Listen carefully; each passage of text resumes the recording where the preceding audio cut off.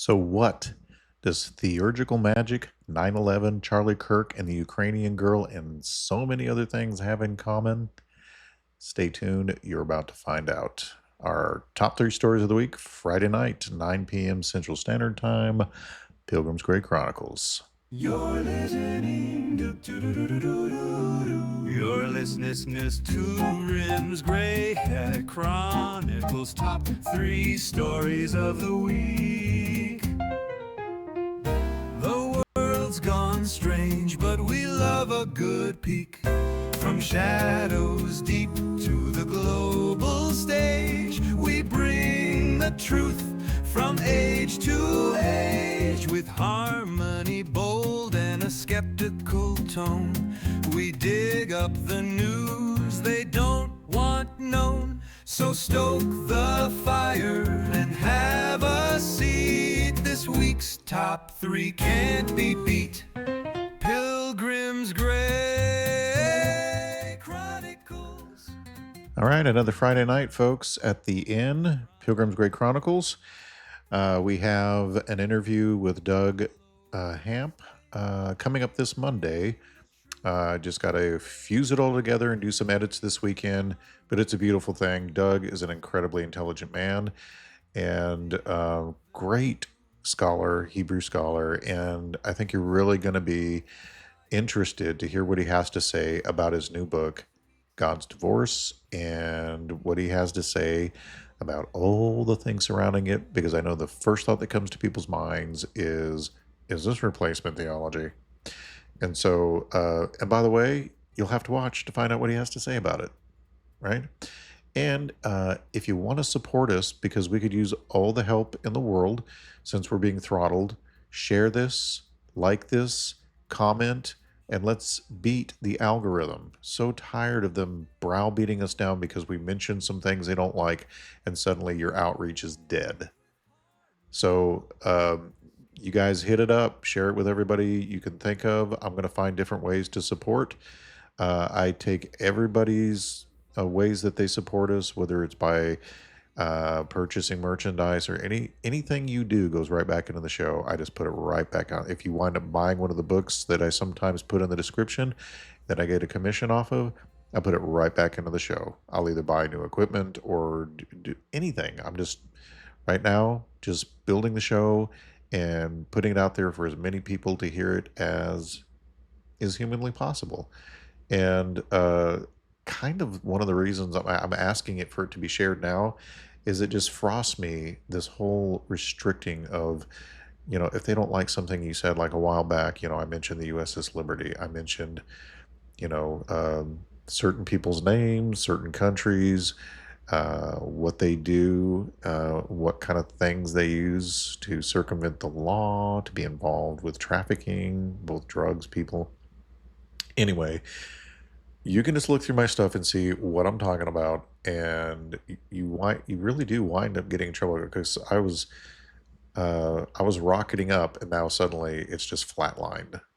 So I guess I should just be glad that I'm not super high profile, because I guess worse things can happen to you, right? So anyway, I really appreciate all your support. For all of you who comment, for all of you who like things, and you're already doing it, great. If you're new, support. We all put a lot of work into these shows that we put out there for you, and we could always use the support, even if it's just an encouraging word. In fact, I love encouraging words. And some of my regular supporters, I even do special things for you. I need to get with a couple other ones, just because they're so supportive and I can feel their prayers. And I really appreciate it. So what do I mean by theurgical magic? Well, let me give you a definition of it, because for our top three stories of the week, I want to cover this particular aspect because it's important, because we cover the seed war here, and we know that we're not just dealing with geo world politic events. We know there's powers and principalities behind everything, and there has been for some time. If you're a Bible believing Christian, You know as well as I do that the king of Tyre wasn't just a human. Yes, it describes a human at first, but then we get right into what is really behind that king. The king is either avatared, controlled by, possessed, or is that spirit in the flesh taking on some form that appears human, but they are not. Something along those lines. And so don't think that that's not still happening today. I mean, we're even told in the book of Hebrews that you may be entertaining angels unaware. So there's no reason that some of your more high profile politicians could not be either rebellious sons of God or one of their offspring, or they may just be fully human adherents to them. But if they're on the world stage, chances are they're not on your side. I know that's hard to believe that some of these people who look so great and are doing grand things are not on your side, but they're probably not. So let's get into this. Theurgy, from it's a Greek word meaning God work, and it refers to ritualistic practices designed to invoke or align with divine or supernatural beings, especially in order to ascend spiritually or affect change in the spiritual and or physical realm. So unlike sorcery, Gotia, which tries to command spirits for personal gain, theurgy is about working with higher spiritual entities. But this often means fallen angels, rebellious little g gods, or, as the Theosophists say, ascended masters or secret chiefs in esoteric systems. And it is central to Hermeticism, Neoplatonism, Gnostic, and Kabbalah, Kabbalistic orders, ritual magic systems like the Golden Dawn, the OTO, and Thelema. And these are the very systems that infiltrated Western mystery schools, elite societies, and eventually global institutions and pop culture. So, how does theurgical magic tie into uh, 9/11 and some of these other events that are going on, right? Because I think one of the major workings of theurgical magic took place during 9/11. So a lot of researchers, you may have heard some of them, William Cooper, Michael Hoffman, and others, of course. There's been many people who've tried to warn us of such things. And anyway, they've proposed that 9/11 was not just a geopolitical false flag, but also a high ritual act of theurgical magic. And here's how: symbolism and ritual timing of all of these things. The Twin Towers symbolize the pillars of Jachin and Boaz, key elements in occult Freemasonry. We've gone over that before in our Committee of 300 video. You can look it up, why that's symbolic for them and why it's important. So the event occurred during key celestial alignments and coincided with occult numerology, right? 11, 77, 93, and 322. If you don't know why those numbers are important, I'm telling you, you need to go look them up right now and check it out. I don't have time to go into it because Friday night show is meant to be short, and I haven't been spending as much time with family and my wife as I should be, so I'm trying to make it a little shorter because family is everything, right? God, family, and you all are family too, but not in the same way. So I still want to do the show, but I gotta try to keep these things within their respected time limits. You get what I mean? And then the date, 9/11, echoes the emergency, right? But also the idea of a spiritual reset that initiated a new phase in global consciousness and power structure, right? And then we have the alchemy of destruction, right? And we went over alchemy just a couple weeks ago uh, with John Daniels' article. Great article. Again, check out his stuff. Anyway, the act itself mimics ritual destruction and rebirth, a common theme in alchemy and theurgy. So the collapse of the towers, the old order, right, paved the way for a new spiritual and political architecture, right? For instance, the Patriot Act, our surveillance state, and it's going to get way worse soon. And globalist convergence.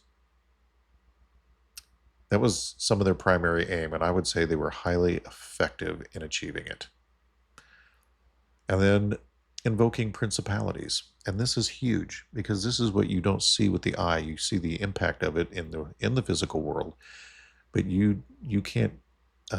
Most of us are incapable of seeing into this world with our physical eyes.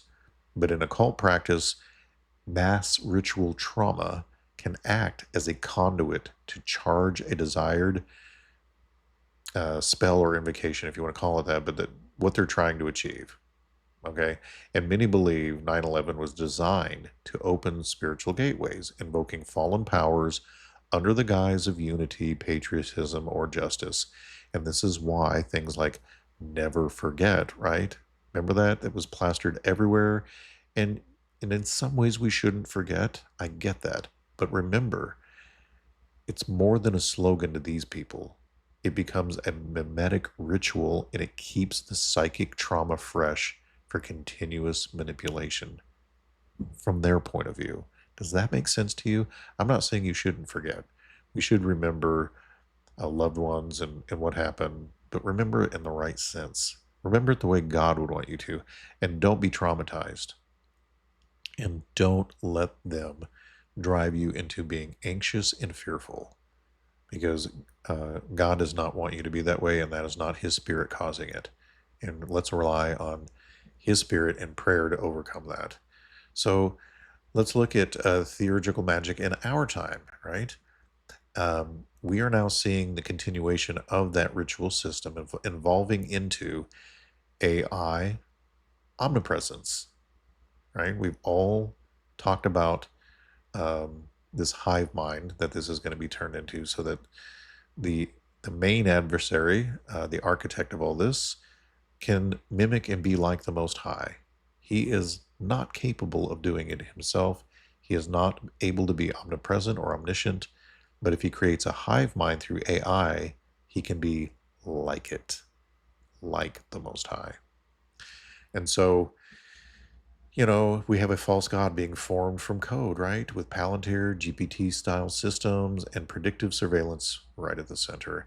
And then we have climate rituals and eco-mysticism, calls for global sacrifice, right? Reduce our carbon footprint, mirrored after ancient offering to elemental spirits. It's just in a more newfangled high-tech way. But it's still the same old gods. And then gender confusion and post-human identity. The breaking of the image of God in the human being, right? And it's just as the Nephilim tried to do before. Well, really their parents. And they set their children up as tyrants to rule the earth, to replace us. It did not work. And neither did their attempts at a golden age afterwards to redo it through Babylon. It didn't work in Canaan either. It didn't work with Rome. It didn't work with Alexander the Great. It didn't work with any of these attempts over and over and over again by them to fool us into having our I always call it the Novus Ordo Seclorum because it's on our money and it's what they want. A new order of the ages for us to be united here on earth in a way that the rebellious angel gods want, in opposition to the one true Father in heaven. And it's in direct contrast to what he has said that we're supposed to be doing. Like right from the get-go, right? Babel. We were supposed to go out into the world and be good stewards of it and multiply. But instead, we decided to make a name for ourselves right there in the plains of Shinar and didn't go anywhere. So he had to disperse us for a number of different reasons, but that is one of them. We were directly being confrontational with God again, just like we were before the flood. And of course, the Lord chose Abram out of that to create a people peculiar to himself, which later became Israel, and which we are now a part of as Gentiles or Christians, because there is no more Jew or Gentile. We have Israel, Christ's body, the church, his bride, and we're all incorporated into that. I know there is an Israel that exists, and I believe that is to do with prophecy. I believe that we should help them when they are doing what is right, just like we should any nation.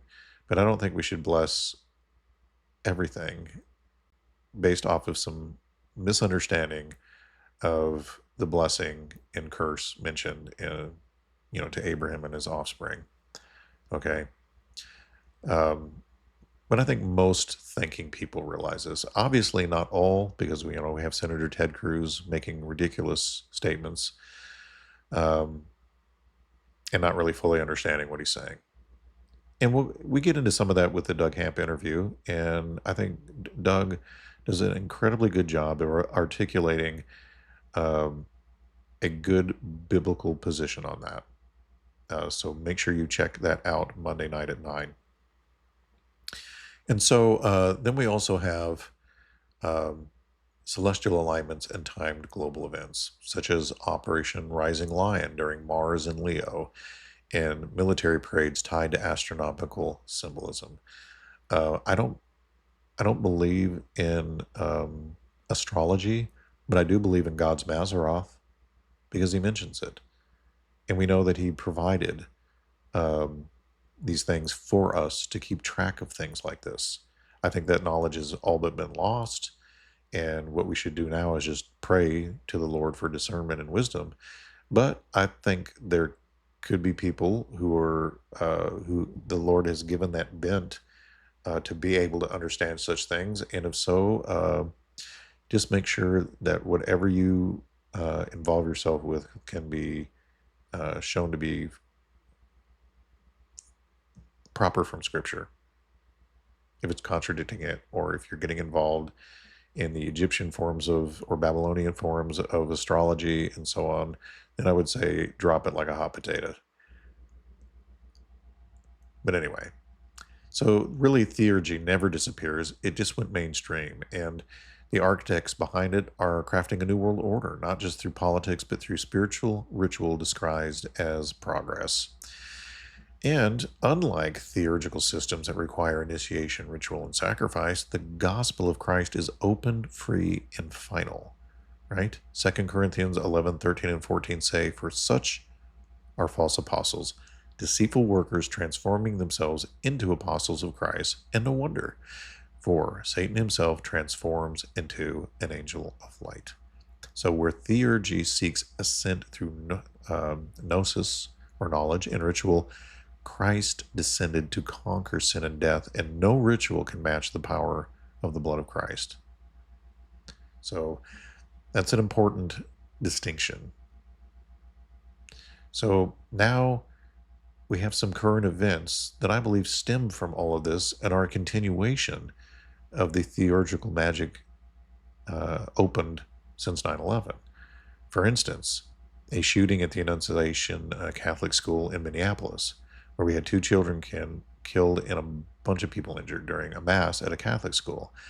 And we have the recent fatal stabbing of the Ukrainian girl, a 23-year-old Ukrainian refugee, right? While on a Charlotte light rail. And then the biggest story that we're all familiar with, and it is inundating all social media, which I understand, is Charlie Kirk, conservative political figure, was shot and killed at a public event at Utah Valley University. So the thing is, when we're talking about theurgical magic or ritual magic using real spiritual forces, often invoking responses from principalities, demonic powers, or angels, fallen angels, whatever, the key effect is mass spiritual psychological trauma. And here's how that plays out. Trauma scars collective memory. It intensifies fear, confusion, anger, and submission. Now, whether the event is fully genuine partially staged or amplified via media doesn't really always matter. What all that matters is the impact on public consciousness. That is what they are shooting for. So such events can act as focal points, amplifying spiritual forces, right? Our principalities and demonic realms, rebellious angels that feed off of fear, division, and chaos and can utilize it. So, a real stabbing, a real shooting, especially in sacred spaces like churches or schools, are raw material. If media or elite interests then amplify them, tie them into polarized narratives for race, politics, and religion, then they become part of ritual architecture, whether or not every detail is genuine. And I say that because none of us really know fully what's going on with the Charlie Kirk thing, do we? I mean, I've heard so many things. I've heard he was put on a plane that took off 10 minutes later. I've seen the pictures of him being rushed into, you know, the getaway vehicle to get him to the hospital. I've heard, well, many, many crazy things. And I don't want to go into all of them. But all that matters is the trauma that is generated from it, really. I mean, it's not all that matters. It'll also be used for other things, just like 9/11 was used to bring about um, the Patriot Act and an elimination of the Bill of Rights, really, whenever they need it. I've explained what I mean by that before, but I don't want to go into it right now because this will be too long. But so we have the school shooting, right? That injects collective fear into Christian communities and weakens their sense of safety and turning worship spaces into contested ground, right? So a lot of high symbolic impact in doing something like that. A place of innocence, children, worship, and it's violated. And then with the stabbing, right? And it symbolizes insecurity and fear, strangers among us kind of narratives, and the randomness of it adds to the sense that danger is everywhere. So be anxious and fearful, and even places we assume are safe are not. And that breeds vigilance, fear, desperation, and it makes a fertile soil for control systems being sold as protection, just like the Patriot Act. So what I kind of see coming up is massive surveillance. That's what they'll push to protect us, of course. Peace and safety, right? Peace and safety is coming up. That's what you got. And then the Charlie Kirk assassination, a prominent conservative, caught in violence at a rally. It has massive symbolic value, and it polarizes politics even more, right? It amplifies the culture war. It reminds people that ideology has real stakes. And you know what? When I first saw it take place, the first things that I saw being reported, besides just the event, what I saw was a lot of controlled opposition people talking about civil war, and this is the shot heard around the world, and we need to retaliate, and all of this stirring up dissension, stirring up anger, stirring up retaliation and vengeance, and all of that is supposed to belong to the Lord. We should be praying and let the Lord handle it. Now, if the Lord tells us to do other things besides praying, great. Get out there and speak your mind. Be another truth teller. Be an engager in a way that God would want you to do. Love your neighbor as you love yourself. That's the important thing, right? Not going out and doing stupid, violent things that the Lord would not want you to do. Unless you have to defend yourself. I mean, that's completely different. So, for those who believe in sacrifice, martyrdom, this is something that can totally be framed spiritually by the adversary, right? Wars of ideology, spiritual conflict, just as much as it is political. This is a perfect weapon for them to make so much division, so much division. And I've got some clips I'm going to show you. Let's see, I got 1, 2, 3, 4, 5, 6 of them. Wait, no, maybe more, maybe less than that. Wait. One, two, three, four, five, six, seven, eight of them. So I need to shut my mouth and get moving here because they're not all long. Most of them are anywhere from 40 seconds to at most 3 minutes. So the thing is, um, like I said, some of these things could be staged. We just don't know. There's no way for us to 100% know. I know they say they caught the guy and he allegedly confessed to a family member, but we also know how much the people in charge lie, right? And there's no way to confirm. And that's part of the problem of today's society. You know, Jesus did warn us, let no man deceive you, because obviously he knew that this was going to be a time of incredible deception and you can't trust or believe anybody. And we need to check everything out. And I say all the time, you don't have to believe me either. And I don't want you to necessarily. I think you should check the information I'm providing. You should check the information anybody provides you. Don't just be a headline person, dig and make sure you're getting good data. If something doesn't sound right, go look into it and find out for yourself. So, with this kind of thing, um, we have media amplification, right? You get these video clips, graphic images, emotional interviews, and they all magnify the effect of what you just witnessed beyond the event itself, right? And even if some details are exaggerated or curated, they serve a larger narrative of psychological trauma for the masses. I think they began testing this all the way back as far as the War of the Worlds thing that was broadcast on radio. People freaked out. And I think that was one of the first tests from the information they probably drew from Operation Paperclip. And so then we have elite symbolism. Um, if events are timed, titled, or located in symbolic places like churches, schools, stage rallies, they can be chosen for spiritual resonance by these people, right? Like the 9/11 thing with the Twin Towers, or large crowds, or symbolic figures speaking at the time. And then we have, of course, false flags or provocations, right? Events that provoke overreaction or policy change, or that's what they're shooting for. And more surveillance, stricter laws, increased security, erosion of freedoms. And these can be planned or manipulated even after the fact. In fact, they almost always are. And then we have ritualistic language by commentators and politicians.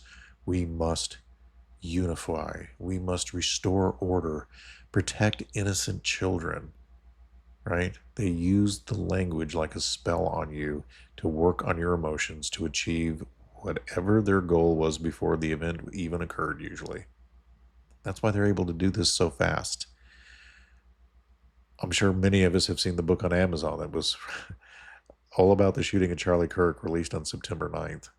And, I know a little bit about, I have authored some of my own things like my book, and I know it takes a few days, anywhere from 3 to 10 days before something's even released once you submit it. So it's been around for a bit, right? So even if it says that it went for sale on Amazon on the 9th, of course, when you click on it, it's been scrubbed now, but it says for sale, on the 9th. It was probably submitted and released or whatever, like 3 or 4 days before it. So, just so you know, at least that's been my observation. Maybe some people can go and directly have their book promoted and up and running the same day. But I think if you were to ask any author out there, there's a process and it takes a bit. Even with like the music I submit to Spotify or whatever, it takes a day or two for it all to get up and be properly on the site and your lyrics synced and all that stuff. It doesn't just happen instantly. It takes a while. And so, what should we be watching for? Well, first, we shouldn't necessarily dismiss everything as fake, right? Um, but learn to discern the layers of deception. What's verifiable? What is suspected? How the narrative is being shaped, and what you think they might be going for with it, right? I think part of it is Whatever they can do to bring about more surveillance, if that means using bots on social media and their powerful controlled opposition people. Uh, like I've already seen Media Wars and Alex Jones uh, talking about the Civil War. I don't think that's healthy, but I think they want to push that kind of thing because it can. When they bring out the surveillance state, you won't be as likely to be, hey, whoa, what's going on? I got cameras everywhere watching us. Facial recognition. I got to use facial recognition to shop at Walmart now. So, just mark my words, it's coming. It's going to be worse than 1984 by George Orwell, I have a feeling. And then always observe who benefits from the trauma, right? New laws, increased surveillance, politicization, new policies. That is a synthesis following the Hegelian dialect usually. And they know these things are coming. I mean, it doesn't take much looking into some of these things to figure out that things don't smell right. And then a spiritual focus. For believers, remember your identity is not defined by fear or trauma.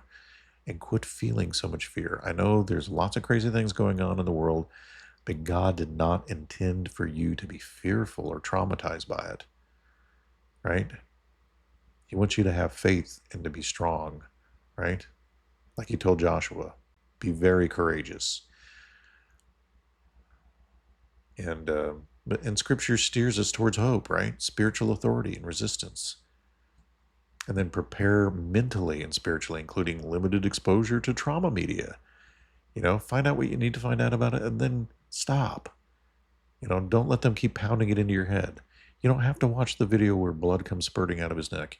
You don't have to see it. It's all meant to traumatize anyway. And then be praying and building community, right?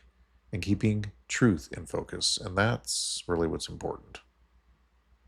So I would say that even if one of these events were partially exaggerated or glommed onto by media, the spirit world watches, fear rises, division deepens, you know, um, they love to show themselves as saviors, offering security, law, and safety, all under the guise of rescue, right? That's what they try to do. And we need to not be naive, but also not be fear moved. The gospel has always been about darkness turned into light, evil schemes exposed, believers standing firm in faith. It's not new. We've even had people martyred for uh, all over the place. Not just in the New Testament. There's people still being martyred today all over the globe. I know many people will see this as martyrdom for Charlie Kirk. It's part of the seed war. The currents are real, but so is the power of the one who holds even the darkest night in his hands, and he will crush it when he's ready and protect you in the meantime. I mean, the worst that can happen is death, right? And then you're with him. So there is that. Now let's go over, shall we, some of these videos. I wanted to share this one because I thought this was um, I've been watching many of the Charlie Kirk videos, and I found this one to be particularly moving. Um, and I have to say, I was familiar with Charlie Kirk's debates and some of the things. I always thought he was really brave, challenging things. Um, him and some of his other friends. And I mean, it's really bold and brave to do something like that. You have to be courageous to step out. And I know there's a lot of thought out there that he is controlled, that he was a Mason, and all these things. And I get all that. And I'm not saying that they are true or that they're not true.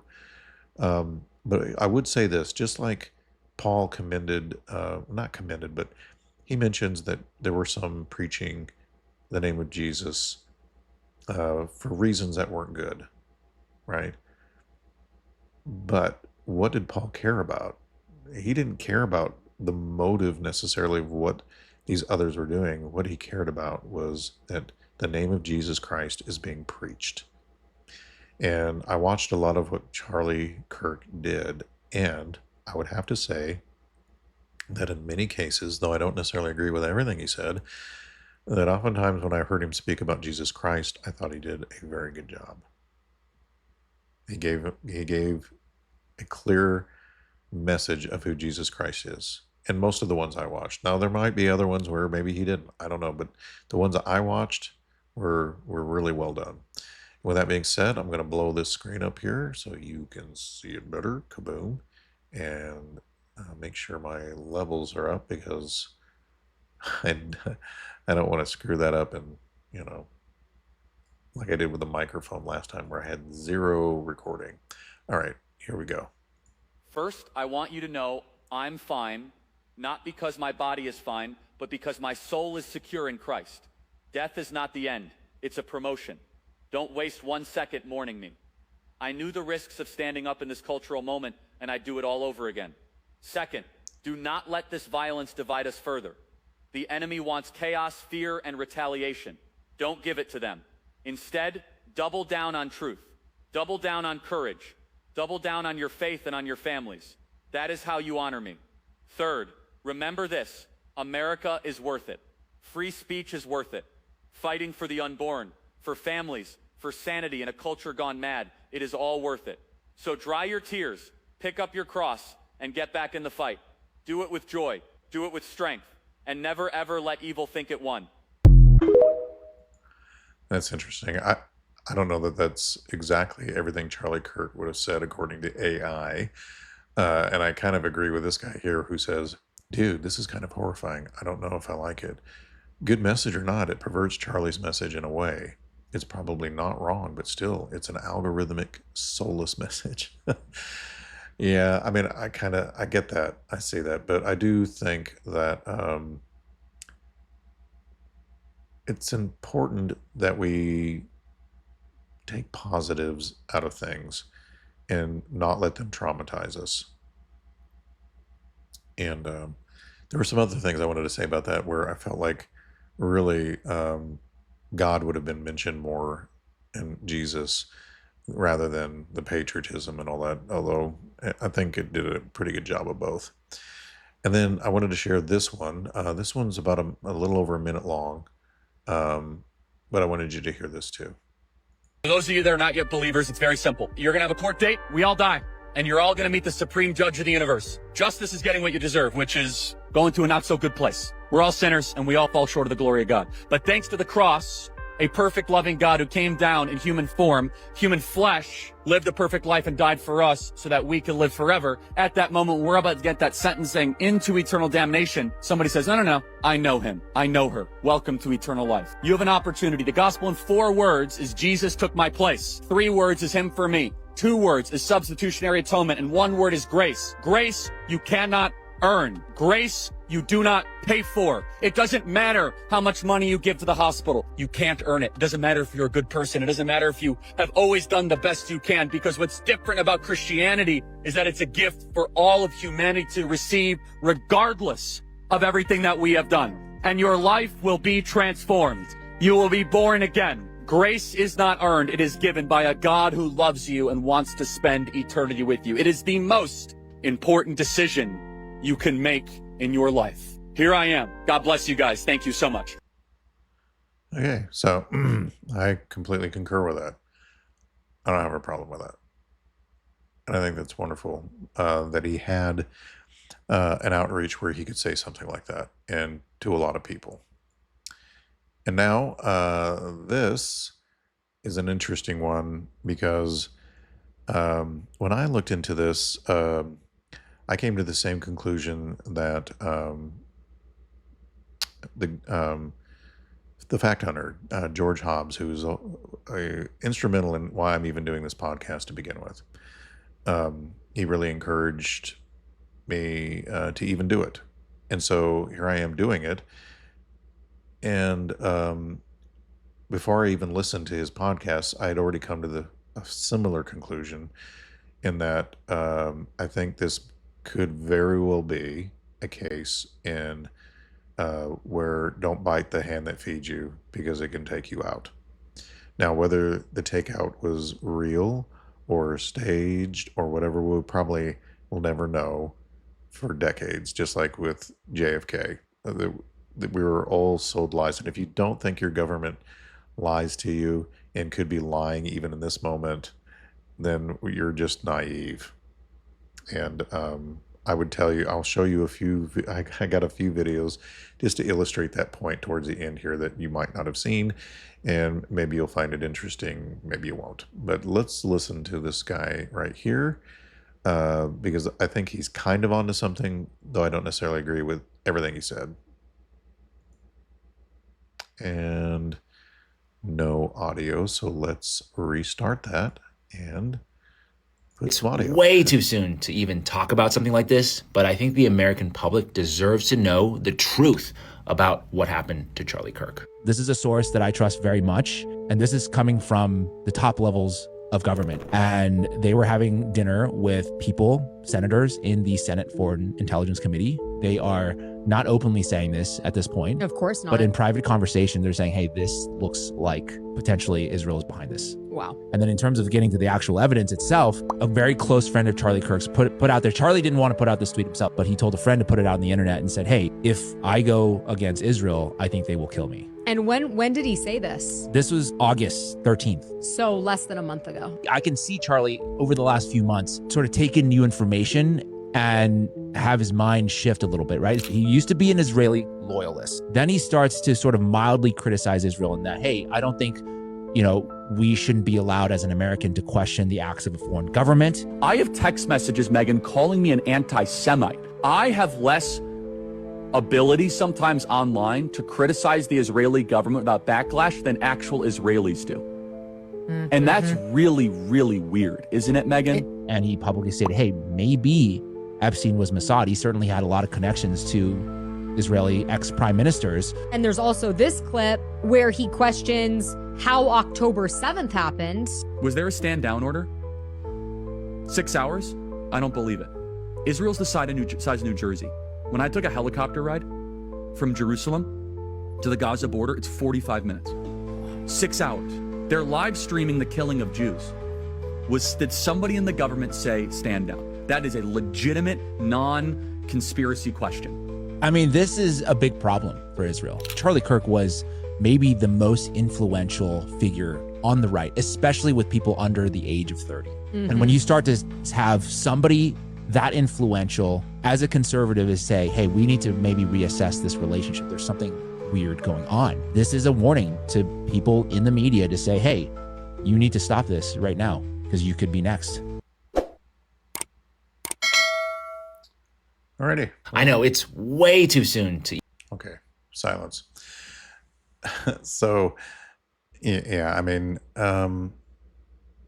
now I didn't come to the conclusion necessarily because of what he was saying, but it does bolster some of the things I looked up after listening to George Hobbs.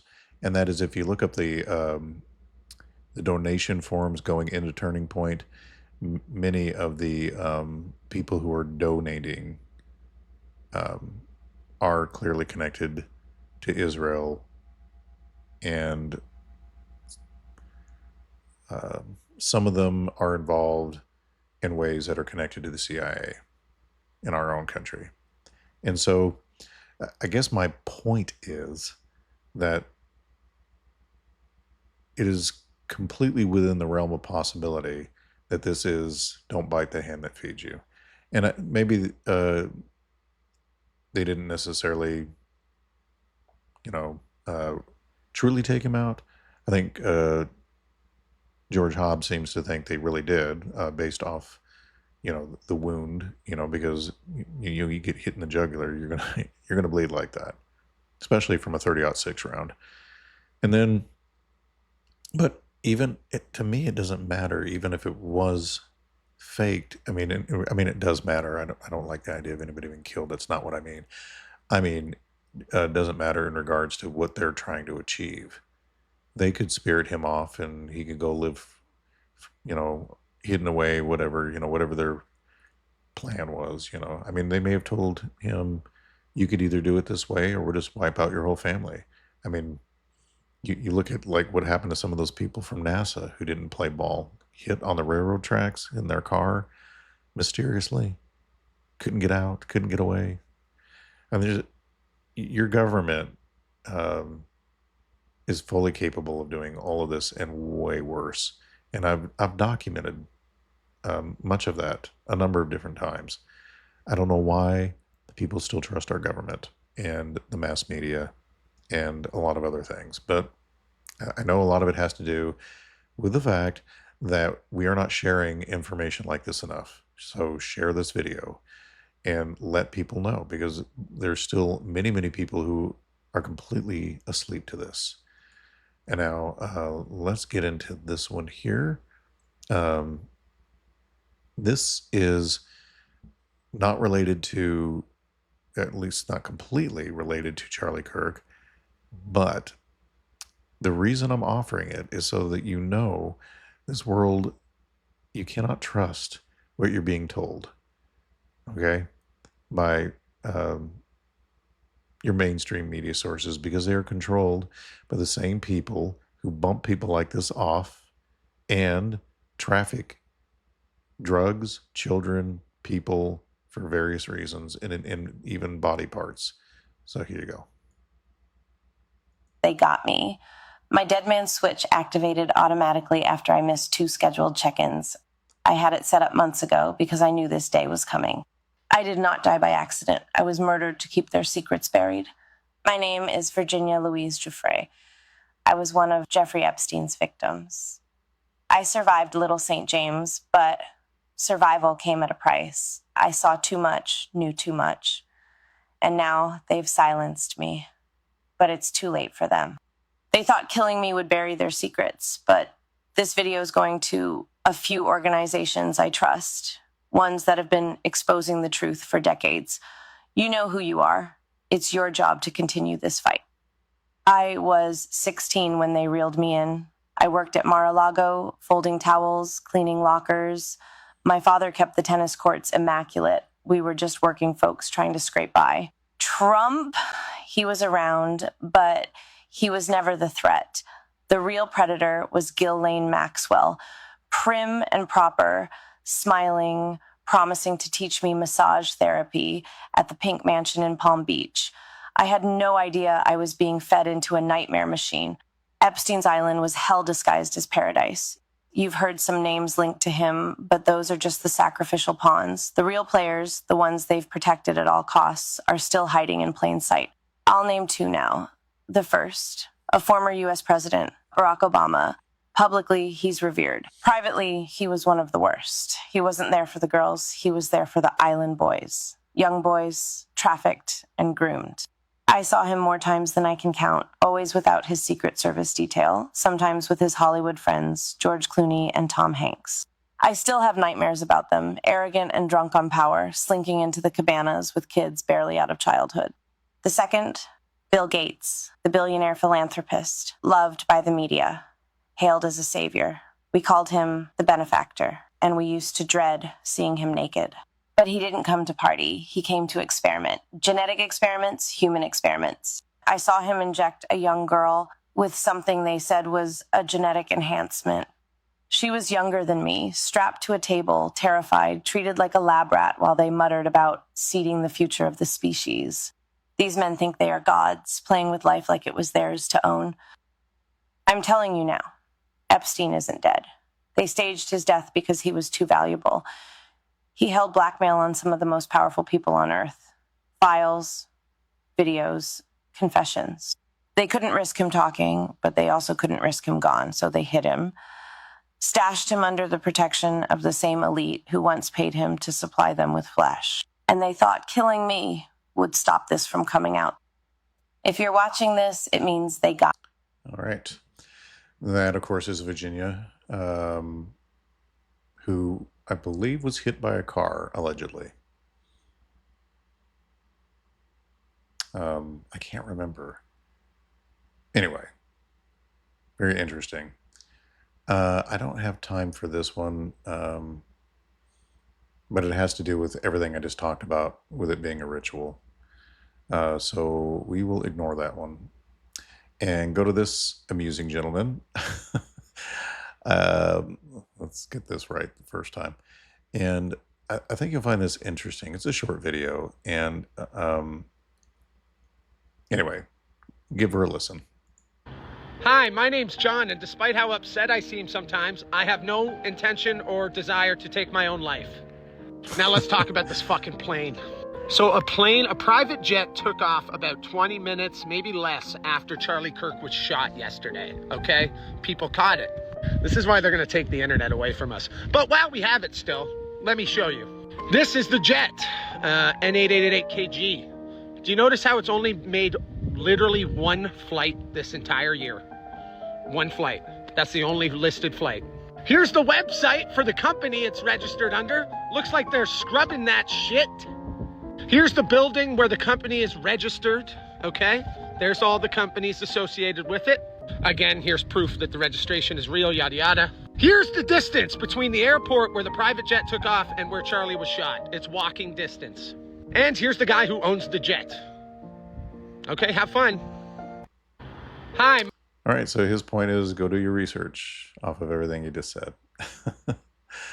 And anyway, I found that interesting. And I apologize for the language. I forgot that it had a bit of this and that from here and there. So again, apologies. That was an interesting one. And so this is another one that has to do with the government. And it has to do with money laundering. And the reason I'm showing it to you is so that you begin to understand the level of corruption and why you cannot trust them, even when they say they're just here to help. Okay? Let's get the volume going, and here we go. This is going to make you sick, and you paid for it. Another wave of help is closer to being sent to help Western North Carolina recover from Helene. Today, the State House passed a second round of relief that includes more than $450 million. If you're like me, then you wonder where all this money goes. A recent audit found $27 million of taxpayer money that was spent on a laundry site near Asheville that served an average of 40 people a day. And the workers at the site were paid between $87 and $145 an hour plus per diem. The company that the state contracted with is based in Galveston, Texas, and is a large corporation with specialties in disaster recovery. At first glance, SLS, the company behind the laundry site, seems like a reputable contractor with a resume full of disaster relief projects all over the country. But when I dug deeper, I was shocked. $52 million for a field hospital that operated for a month and only saw 79 patients. $31 million for temporary shelters that were open for 3 days and only sheltered 52 people. $84 million for 3 emergency facilities in Florida that were never used. $21 million for a COVID ward that never saw a patient. I needed to understand how SLS kept landing these massive contracts, so I used AI to trace political donations linked to SLS projects. Buried beneath layers of affiliated companies, consulting firms, and vague federal filings, SLS had made large donations to the campaigns of politicians associated with some of their biggest contracts, and spent hundreds of thousands lobbying FEMA and other agencies on the federal level. Eventually, I dug so deep that the AI answered one of my prompts with a warning. This is... Yeah. Warning, stop investigating. All right. And this has to do with a warning that was given prior to 9/11, and anyway, I'll play it for you so you can see what was said here.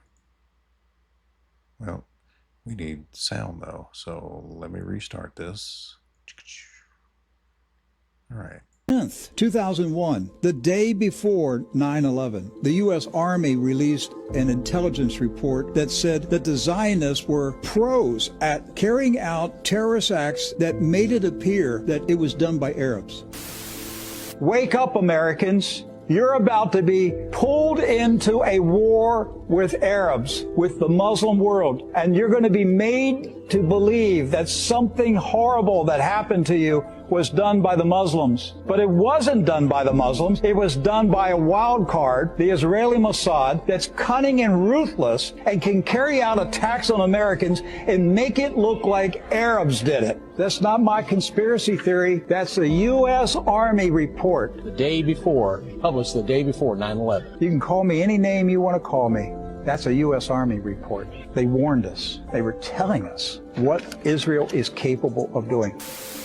The government, American society had not yet been conquered by the Zionists up to September 11. This country fell to Zionism on September 11, 2001. How did America fall so quickly and become Israeli-occupied territory? Because that's what we are. The United States of America is Israeli-occupied territory, the entire country. They took over the Congress, they took over the White House, they took over the Pentagon, they took over the CIA, they took over the Defense Intelligence Agency, they took over everything. They took over the American evangelical churches, they took over the news media, they took over cable television, they took over the whole country since 2001. How? How did they do it? Jeffrey Epstein. It's just that simple. September. And what's interesting is this was a tactic that was used on them in the Old Testament, where I can't remember. Was it the Amalekites or no? Anyway, there was a group that wanted to bring down the Israelites, so they camped all their pretty women outside. To basically, it had to do with Balaam's donkey, and all that, where, long story short, they used women to bring them down, and, temptation and all of that. And, this is a very similar situation, but I think there's been, and it's not, I don't want to pick on just the Israelis, because it's more than them.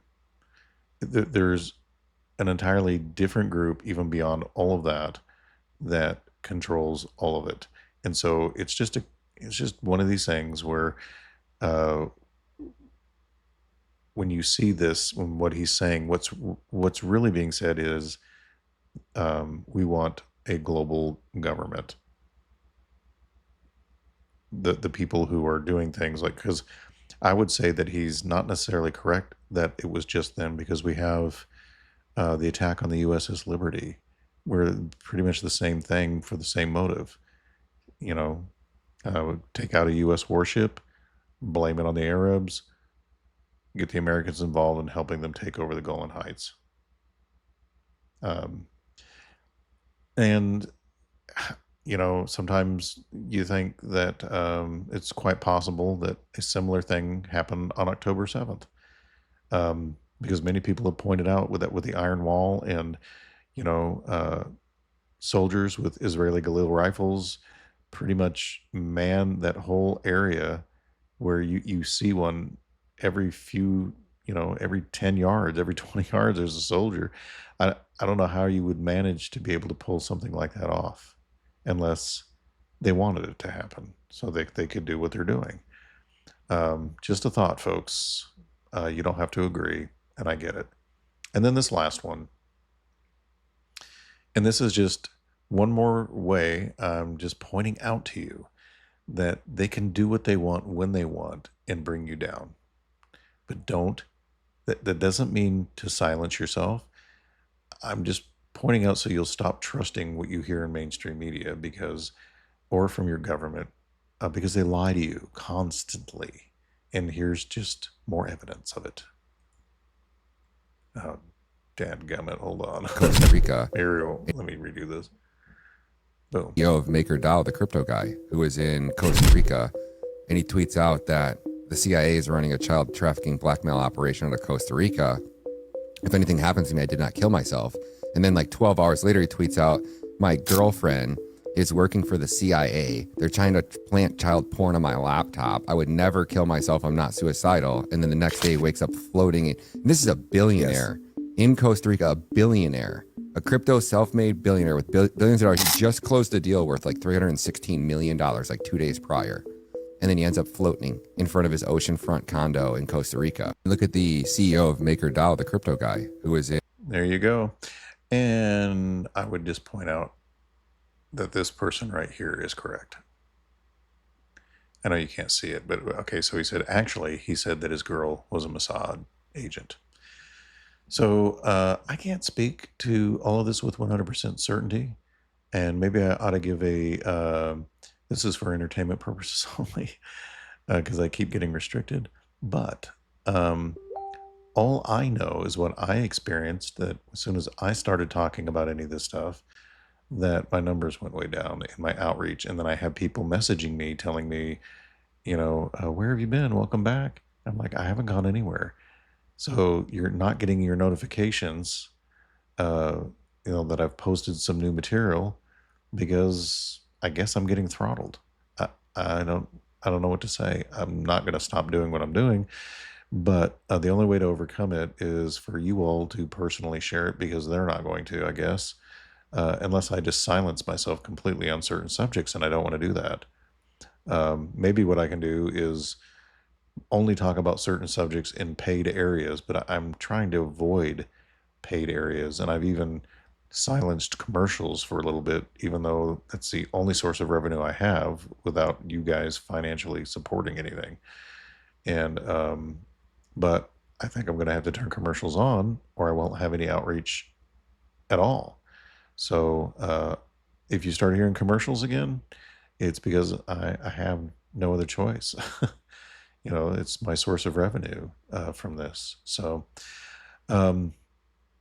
anyway, you get the picture with all this, right? And I don't know what to tell you about Charlie Kirk, other than what I'm really watching for. I'm not so much interested in did he really get shot, who did it and all that. What I'm looking for now is what are they going to try to do with it? What are the powers that be going to utilize this for? And I can tell you one thing, I do really believe that all of it is related to theological magic. And then secondly, we'll wait to see how that plays out with how their magic involving powers and principalities manages to give them permission in the spirit realm and thus act on the earth in some way to bring about what they want politically, legally, laws, whatever. I think it's going to involve massive surveillance, and they are trying to push a civil war narrative, and I think it's part of why we have National Guards people everywhere, because they knew they were going to push this. But we'll see. I hope I'm wrong. I've been wrong before, so it wouldn't be the first. I'm like you guys. I'm just a normal guy paying attention to these things, checking it out, and praying for discernment, and asking God to give me wisdom to see these things and keep my eyes open and my head on a swivel. And so you guys, be careful out there is all I can say. Be careful, but still be bold for Jesus, and never stop obeying him and loving your neighbors.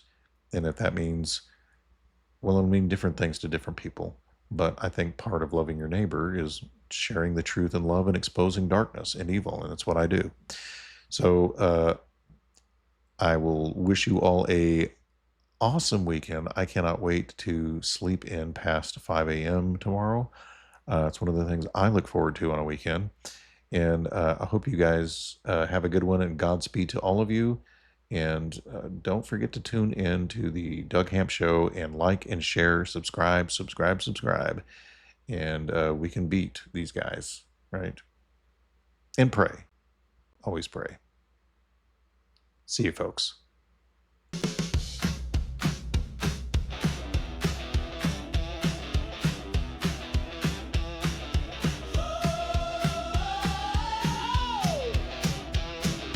Pilgrims, great Chronicles and Friday, fire, truth in the starlight. Top 3 stories heating up the dark. We're stomping out lies and we're lighting the